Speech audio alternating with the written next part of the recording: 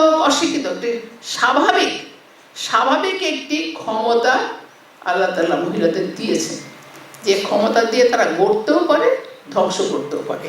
তো আমরা চাই এই দেশটিকে যে আমরা গড়তে চাই, তাহলে আমাদের সমগ্র জনগোষ্ঠীর যেহেতু উন্নতি দরকার, তা মহিলাদেরকে কথা বলতে হবে, মহিলাদের কথা বলতে হবে। কথায় আছে না, আমরা অনেকেই বলতাম রাজনীতিতে ভয় পান, গান আছে না, পথেই এবার নামো বন্ধু, পথেই হবে পথ চেনা। পথে নেমেছেন আপনারা, পথ চিনে গেছেন, এখন তো আর ভয় নেই। আগে আপনাদের শঙ্কা ছিল, আপনারা ভাবতেন ওই আপারা বক্তব্য দিন, খালাম্মা কথা বলছে, না জানি কি ব্যাপার, হাঁটু কাঁপবে, ভয় পাবে।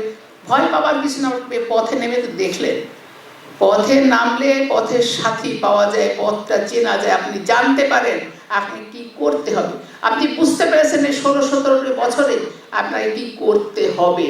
ঘরে বসে থাকলে দিনটা যাক না, পাল্টাবে না।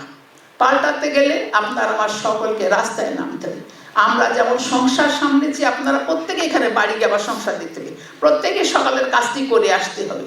আবার এখন যে সেই কাজটি করতে আমাদের মাথায় কি থাকে, অর্থাৎ সব দিক সামাল দিয়েই, কিন্তু সব দিক সামাল দিয়ে আপনি রাজনীতিতে আসেন, কঠিন, কিন্তু কঠিন কাজটি আমাদের করতে হবে।